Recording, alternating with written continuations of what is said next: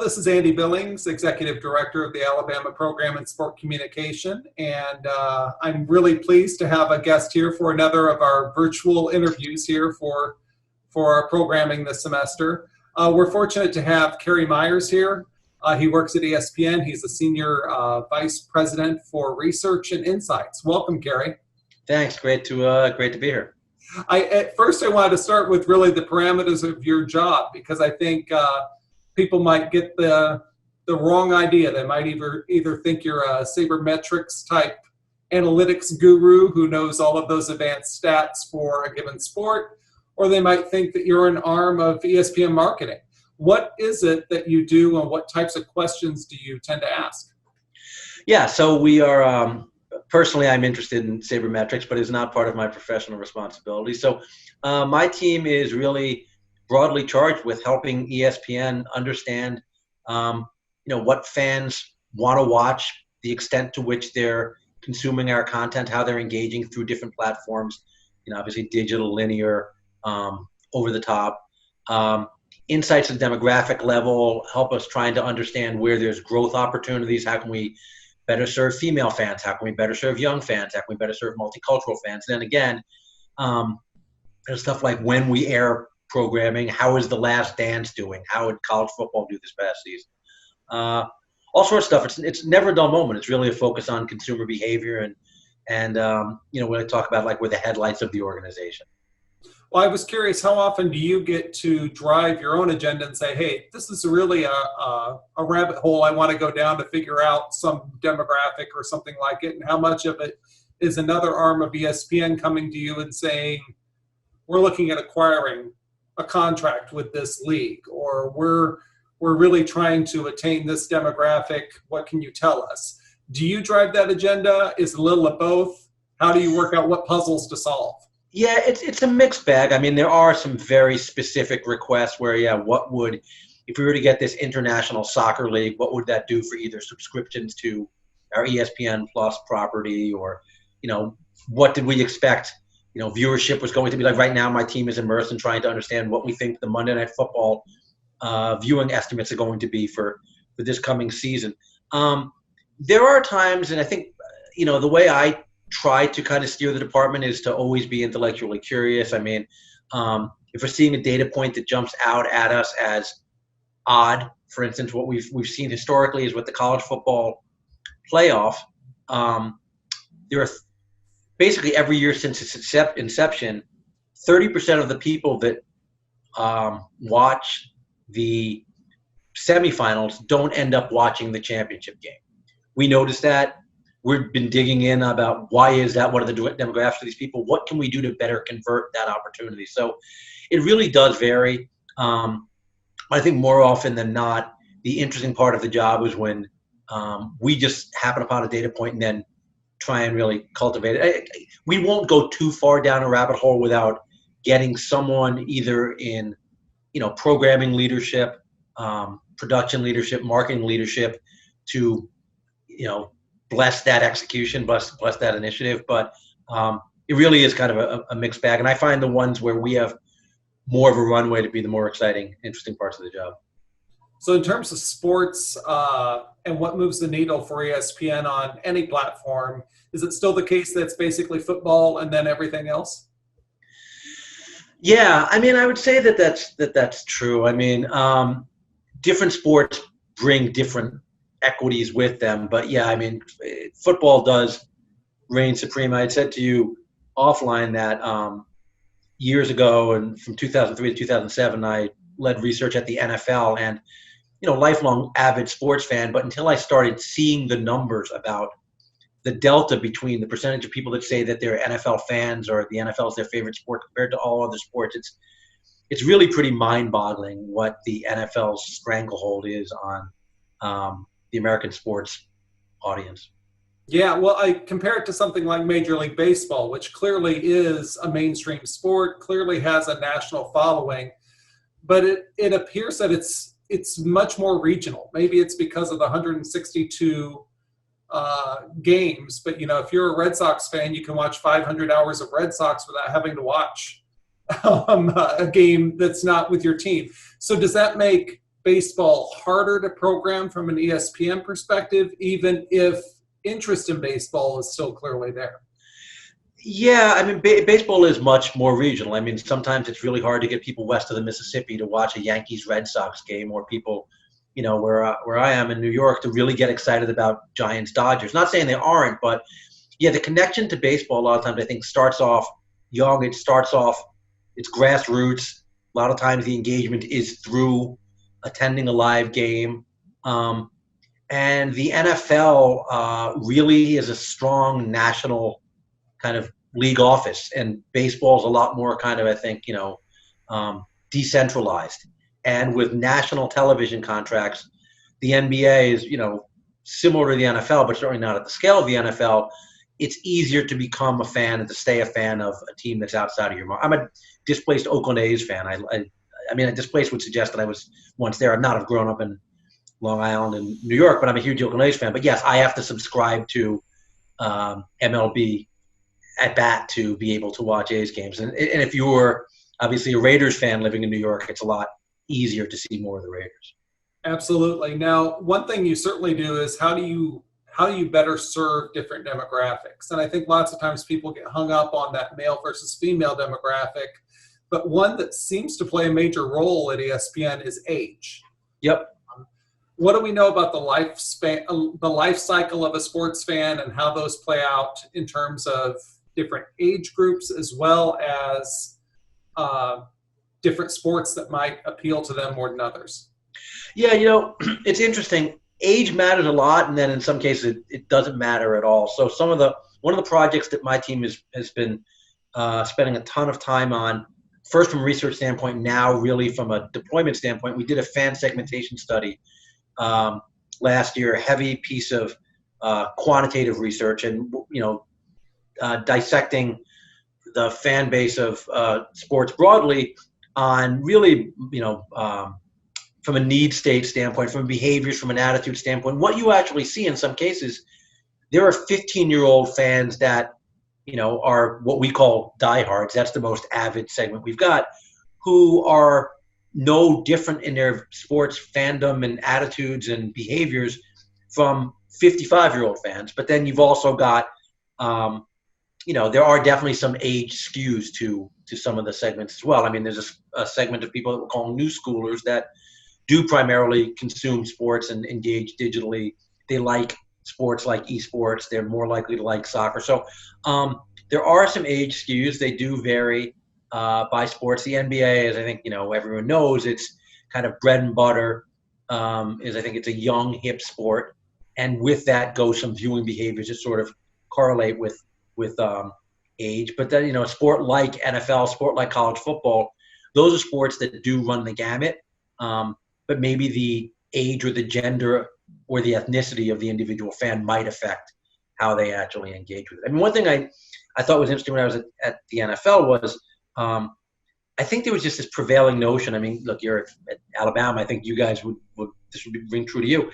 There was just, I think, hypothesis just that female fans were a distinct group of fans and needed to be talked to in a way that, that they were connecting in a very different way. Their motivations are following very different from the traditional male fan base. But I think we saw at the NFL 25 to 30% of female fans of the NFL are just as diehard, if not more so, than male fans of the NFL. We see that same thing with college football too. So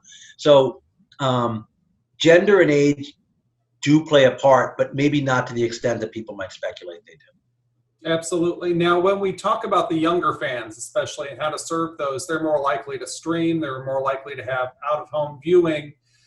How does that complicate the puzzle? It would seem like it'd be harder to monetize, or it'd be harder to figure out how to serve those populations, as opposed to the population of fans who are like, I'm happy as long as you provide me the live sports contest on television.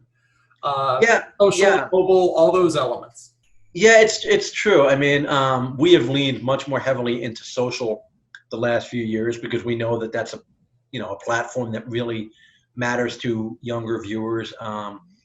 And yeah, when you've got a sport with lots of games, sometimes the urgency of watching one particular game can be difficult to really kind of create that sense of urgency around it. So it's absolutely, I think, a major imperative for us, for other broadcasts, I think for leagues as well, to figure out how do you monetize consumption that isn't just basically based on the amount of time they are viewing a live game. So because there's no reason to believe that younger fans aren't as interested. No data would really show that there's a chasm in fandom between younger groups and older groups. People are still becoming fans at young ages like they always have.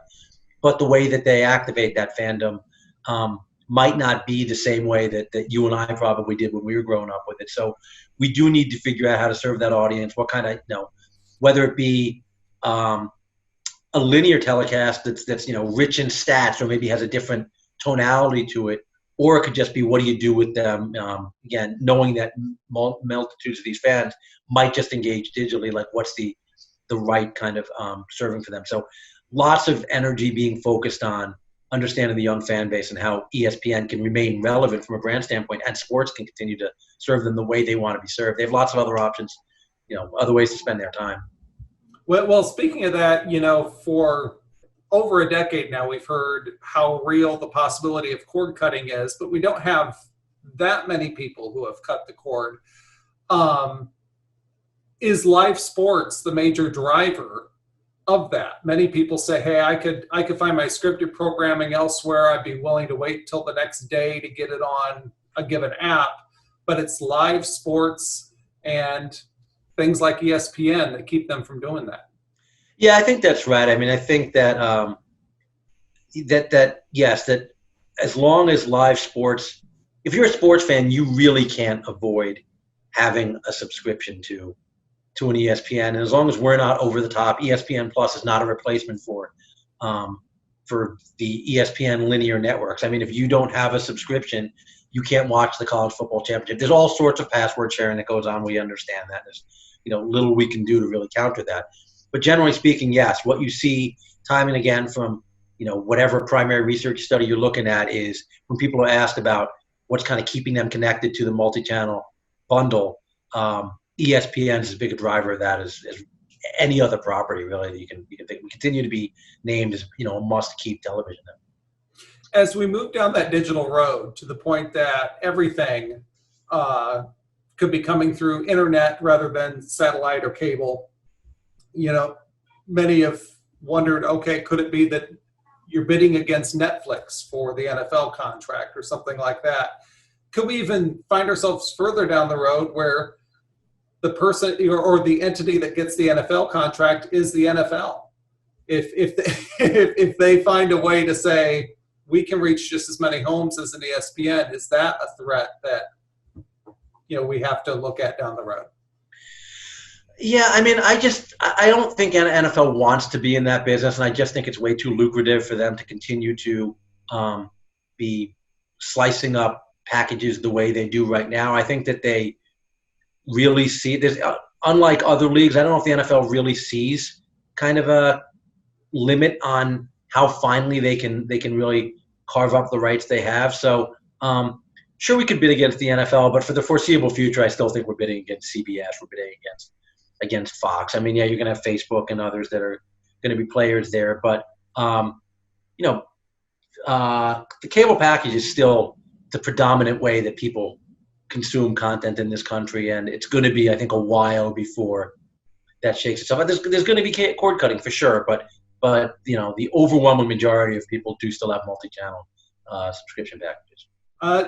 Just a couple questions left, but I did want to ask you: are there types of content or sports that you see as growth areas? Whether it's for ESPN or not, whether are your analytics and insights telling you esports is the future, or soccer really is mainstreaming into America? What are some of these emerging sports trends beyond the ones that have been established now for decades? Yeah, I mean, I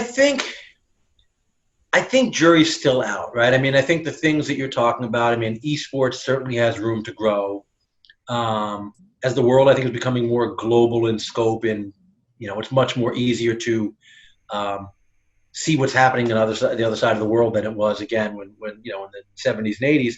I do think international soccer has room to grow as well, but I also do think that even for traditional sports that have been around for a while, there's opportunity there. They just maybe need to do, to think differently about how they engage young fans. Like, there's no sport I see is really kind of,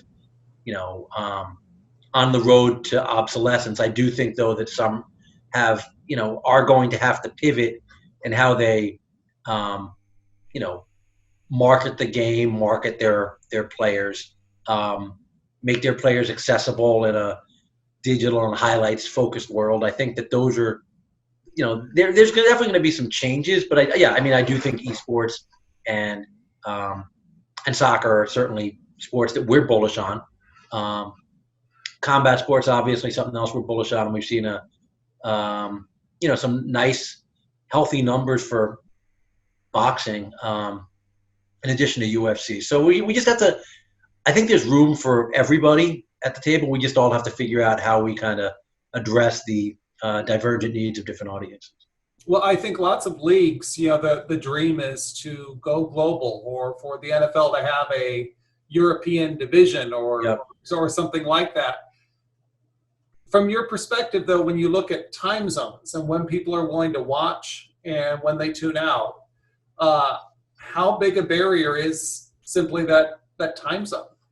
No, it's a real thing. I mean, we do see it's the NBA was focused on making start times earlier for the West Coast national games this year because they recognize that a game that starts at 10:30 is a little bit tougher for people to really stick around with than a game that starts at 10 or even 9:30. So, yeah, it's hard. I mean, you see that with Formula One is, when these races are in Asia, that how problematic they are to get any real kind of meaningful audience domestically. So, and then in the NFL games that are taking place on Sunday mornings from Europe too are also tougher putts than the 4 o'clock East Coast Fox window or CBS window.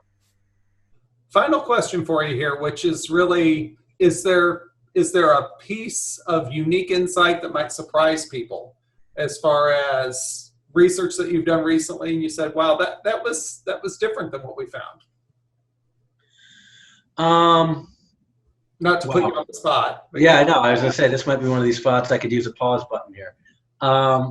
What's something that I think is really interesting that or a trend line simply that people don't recognize or don't realize about our sports habits?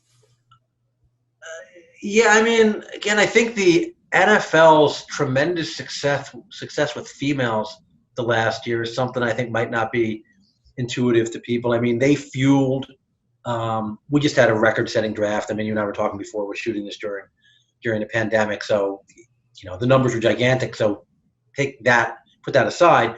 But even last year for Monday Night Football, the bulk of the gains we were seeing, and in all cases, female viewership was higher than the male counterpart for each of the different age groups we looked at. We also saw that with the NFL draft last year that the lion's share of the gains were coming from females. So I think that the role that females play in driving sports success. Wimbledon's another sport in tennis. Wimbledon U.S. Open really heavily fueled by females. So I think that's a trend that we're continuing to monitor. I would say that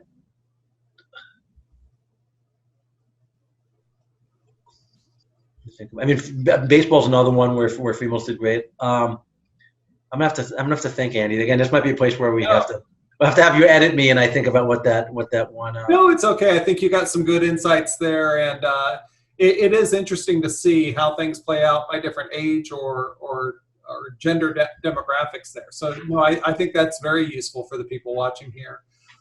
Thank you so much, Cary Meyers. Really appreciate you taking the time out to join us as part of this virtual lecture series with the Alabama Program in Sport Communication. Appreciate the time, and thanks again for joining us.